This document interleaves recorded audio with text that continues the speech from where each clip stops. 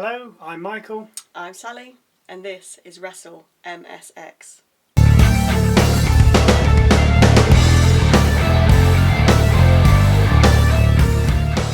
The show kicks off with a Rolls Royce pulling up, and out gets Logan Paul, and it appears he's brought his buddy with him, I Am Quick, who gets out the boot.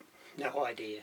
Judgment Day greet the US champion, and as the camera pans back, we then see three-time Super Bowl winner Patrick Mahomes standing next to Paul, because of course we're in Kansas City.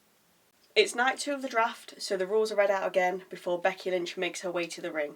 She tells the crowd she's looking for a #1 contender, when Liv Morgan's music hits. Liv tells Becky she owes her one, because she's the one that took out Rhea Ripley, and she's not going to stop until she gets what she wants. More interruptions ensue as Nia Jax makes her way to the ring, under a cloud of heavy booing. As Jax climbs the apron to challenge Liv to a match, Morgan drop kicks her off the apron and accepts. The first round of draft picks are brought to us by Stephanie McMahon. Imperium, Gunther and Kaiser to Raw, so they stay. Gio wasn't mentioned, so he's either going to have an amazing singles run or disappear into obscurity. Jade Cargill to SmackDown, so she stays. Damage Control to Raw, so they move from SmackDown. Kevin Owens to SmackDown, so he stays also. First match of the night is Gunther against Xavier Woods. Accompanying Gunther is Kaiser, minus Gio of course, and with Woods is Kofi. As New Day make their way down, the screen flickers and we see an image of a road at night, presumably more Uncle Howdy shenanigans. After many chops by Gunther and a missile dropkick by Woods, Xavier gets caught up in the ropes. Gunther now goes to work on Woods' knee while stuck in the ropes. Then after coming untangled from the ropes, Gunther locks in a half crab. Kofi, seeing Woods is in trouble, grabs a towel to throw it into the ring to stop the match. Woods yells, "I can do it." Kingston throws the towel away. After what seems an age, Gunther switches from a half crab to an STF. This soon makes Woods tap out and Gunther wins. Backstage we see Jey Uso saying he works better when the pressure's on him, while in the background we see Liv Morgan leaving a locker room, only to be followed a few seconds later by Dominic Mysterio, leaving the same one. Maybe he's after a new mammy. On to the second round of draft picks, brought to us by Logan Paul, and I'm fast. CM Punk to Raw, so he stays. The Pride, so Bobby Lashley, the Street Profits and B-Fab go to SmackDown, so they stay. Braun Strowman to Raw, so he stays. And Tiffany Stratton to SmackDown, so she stays. Logan Paul then makes his way to the ring, saying to Jey Uso that he can't be champion on his own and that he was a fool to leave the bloodline. He then gets interrupted by the Yeet Man himself, Jey Uso. As Jey and Paul talk trash to each other in the ring, Finn Balor and Jay McDonagh make their way to the ring and lay beat down on the Uso brother. Logan leaves the ring and goes to Patrick Mahomes, who's sitting at ringside, and asks for his Super Bowl rings. Mahomes obliges, with Logan now wearing the rings, which look like a knuckle duster. He makes his way back into the ring, where JD is holding up a beaten Jey Uso. Logan lines up a punch, but Jey ducks and JD ends up getting clocked himself. As Paul and Balor turn on Jey, Braun Strowman comes out for the save, chokeslamming Balor as Logan made his escape. Backstage we see R-Truth looking forward to being drafted to the NFL, before a Sami Zayn super kick floors Chad Gable. After the break we see Drew McIntyre still obsessing over his title loss at WrestleMania because of CM Punk. Out next is Bronson Reed against Sami Zayn for the IC title. During the match, Reed is called a round ball of muscle by McAfee, as we see Reed perform a powerbomb, buckle bomb, and then shoulder tackle Sami to the outside as he's standing on the apron. As they get back in the ring, Zayn pulls out a haluva kick from nowhere, stunning Reed. As Zayn goes for the cover, Gable enters the ring and German suplexes Zayn. The bell gets rung and the match is thrown out. Zayn then gets put into the ankle lock. As Gable lets go, Bronson hits Sami with a tsunami before performing a Death Valley driver on Gable. Reed picks up the belt and holds it aloft over broken bodies of Gable and Zayn. Round 3 of the draft picks, and we have APA doing the honours. LWO to Raw, so they move, and that does include Carlito. Legado del Fantasma to SmackDown, so they stay. Drew McIntyre to Raw, so he stays. Shinsuke Nakamura to SmackDown, so he moves. Drew then comes out complaining about being drafted in the 3rd round and not being a top pick.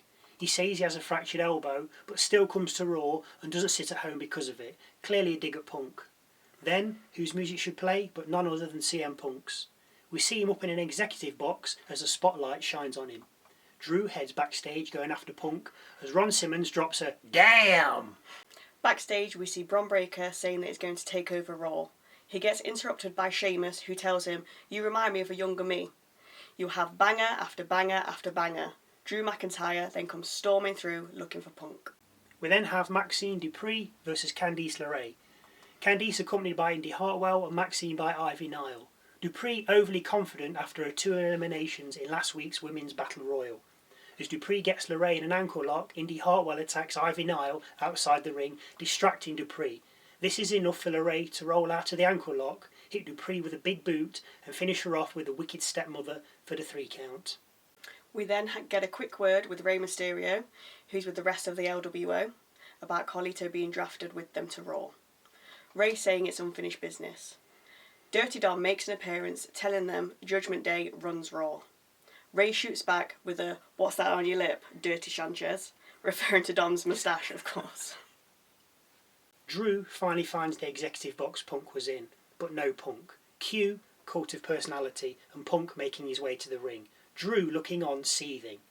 Punk then goes on to tell Drew he was drafted before him because he's the best in the business, in the ring, as an announcer, or giving promos. And when he's cleared, he's going to make his life a living hell. Round 4 of the draft picks with Teddy Long and Alundra Blaze. Judgment Day to Raw, so they stay. Naomi to SmackDown, so she stays. Ilya Dragunov to Raw from NXT. He's then congratulated by the greatest wrestler of all time, HBK. Chelsea Green and Piper Niven to SmackDown, so they go. Next we have Liv Morgan's match against Nia Jax, which Jax dominates. The 2 women end up outside the ring with Jax bouncing Morgan's head off the announce table. As the camera pans back, we see Tiffany Stratton sitting in the crowd. Interference inbound. Every time Liv mounts an attack, Jax turns it around and overpowers her. Finally, Jax sets Liv up for the Annihilator, only for Morgan to get up and turn it into a powerbomb off the middle rope. Naomi then comes from the crowd to attack Stratton, which spills onto the apron. Jax knocks Naomi off the apron, giving Morgan time to hit the Codebreaker and Oblivion on Jax, then the cover for the win. Adam Pearce is then seen backstage looking like a redcoat from Butlins, wishing Nick Aldis luck with Chelsea Green having been drafted to SmackDown. The Dudley boys head out with a table to do round 5 of the draft. As they do, another screen flicker and QR code pops up. This QR code takes us to a rather spooky video of the woman singing while we approach a door of a house. We're then asked if we want to meet him and drown in his glory. Back to round 5 of the draft picks. We've got New Day to Raw, so they stay. Pretty Deadly to SmackDown, so they stay. Lyra Valkyria goes to Raw from NXT. She gets congratulated, obviously, by the greatest wrestler of all time, HBK. Candice LeRae and Indy Hartwell to SmackDown, so they go. Awesome Truth then head out to defend their titles against Alpha Academy's Otis and Tozawa. Nothing much to see here really. Otis drops the Caterpillar on Miz, but after a Truth-crushing finale and pin on Tozawa, Awesome Truth retain their tag belts. And now, the 6th and final round of the draft with Nick Aldis and Adam Pearce. The final testament to Raw, so they move. DIY to SmackDown, so they move. Bronson Reed to Raw, so he stays. And finally, Blade Davenport to SmackDown from NXT. Once again, she also gets congratulated by the greatest wrestler of all time, HBK. Main event time, 6-man tag. Ricochet, Jey Uso and Andrade against Judgment Day's Finn Balor, JD McDonagh and Damien Preist, accompanied by Dominic Mysterio. Back from the break, Judgment Day are firmly in control, making quick tags, not even allowing Ricochet to tag out. Eventually he breaks free, tagging in Jey Uso, but he's soon manhandled by Priest. Priest sets Jey up for the Razor's Edge, only for Jey to slip it and climb the top rope. As Jey's about to launch himself off, he gets distracted by Dom.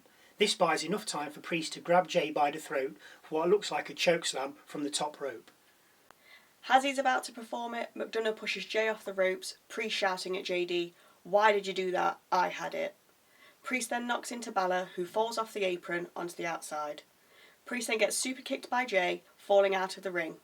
JD then gets back into the ring, only to suffer the same fate as Priest, a super kick from Jey. Balor climbs back in the ring, the legal man. He's then speared, splashed from the top rope and then pinned for the 3 count by Jey Uso. Raw goes off the air with Jey and Priest squaring up to one another. So, some breaking news. Well, not really breaking news because at least 15 or 16 hours old, but there are some more drafts that we've just become aware of. So we've got the Creed brothers and Ivy Nile to Raw, Giovanni Vinci to SmackDown, Natalia to Raw, Apollo Crews to SmackDown, Dijak to Raw, Tegan Knox to SmackDown, New Catch Republic to Raw, Odyssey Jones to Raw, and Jaden Carter and Katana Chance to Raw as well. Hopefully this clears up all the drafts now.